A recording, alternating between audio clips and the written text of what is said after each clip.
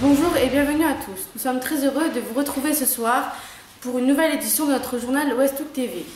Dans le titre de l'actualité, on vous proposera quelques idées cadeaux pour Noël. On évoquera la rencontre avec deux chercheurs en statistiques. Vous verrez aussi en avant-première une édition de l'émission Dardar. Et enfin, nous irons à Washington retrouver notre correspondant spécial qui nous parlera de l'abolition de l'esclavage et la ségrégation raciale.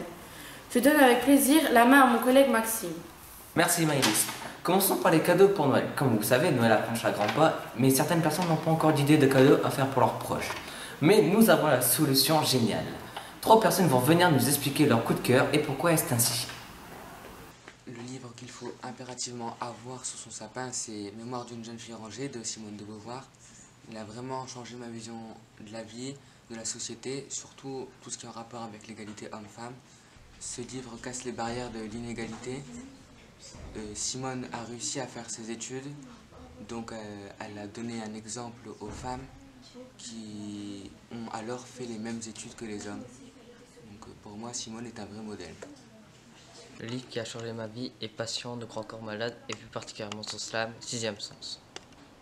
Ce texte raconte l'histoire d'une ancienne personne handicapée qui explique comment il a vécu son handicap avec les personnes de sa famille et comment lui a réagi à son handicap. Le message est clair, il faut voir les personnes handicapées comme ils sont vraiment, normales. Un passage m'a particulièrement touché. Parfois la vie nous teste et nous met à l'épreuve notre capacité d'adaptation. Les 5 sens de l'handicapé sont touchés, mais c'est un 6e sens qui les délivre. Ce 6e sens qui apparaît, c'est simplement l'envie de vivre. Passons de suite aux statistiques. Oui, malheureusement, une inégalité entre hommes et femmes est encore présente dans le monde. Et c'est pourquoi deux experts en statistiques vont nous parler de cette inégalité présente. Hugo et Romain, c'est à vous. Nous allons aujourd'hui vous présenter nos résultats assez étonnants. D'ailleurs, suivez-nous. Selon les sources, en 2014, il y a plus de femmes que d'hommes en France, mais il y a plus d'hommes qui travaillent que de femmes. Il y a aussi plus de femmes inactives que d'hommes inactifs à plus de 60 ans et aussi à moins de 60 ans. Il y a beaucoup plus d'hommes ouvriers qualifiés que de femmes qui le sont. Pour les professions intermédiaires, il y a quasiment autant de femmes que d'hommes. Il y a aussi plus d'hommes qui sont cadres que de femmes. Hommes et femmes sont-ils pour vous égaux? À vous de faire vos propres conclusions. Et tout de suite, on se retrouvera après la pub. Bonjour, je viens de travailler une agence immobilière pour les riches. J'ai besoin de collaborateurs. Faites entrer le premier candidat. Oui. Bonjour. Bonjour. Je viens pour l'emploi. Désolé, monsieur, vous êtes trop grand. Au revoir. Au revoir, merci.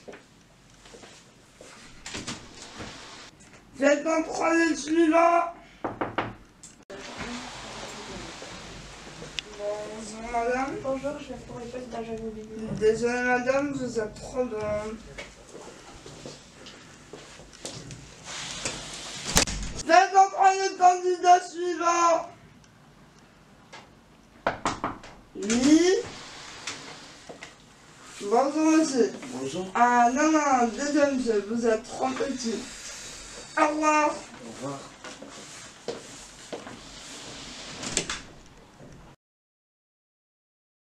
Faites entrer le candidat suivant.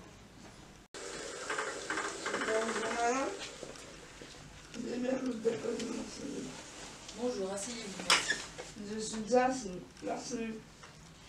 Alors, un BTS en commerce à Paris, un diplôme de la grande université de Yale et un doctorat en travaux publics. Oui, c'est bien ça. Quel gâchis! Et tout de suite, je laisse la parole à ma collègue Maëlys. Alors oui, effectivement Maxime, nous allons parler de l'œuvre Dardar que nous avons eu la chance de découvrir dans un superbe musée. Sans plus attendre, je vous laisse découvrir.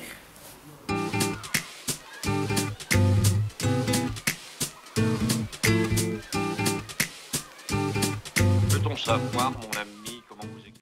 Et c'est déjà la fin, malheureusement, mais nous nous retrouverons demain pour une autre actualité de Westhook TV. Et tout de suite, la météo et à 21h, Avatar.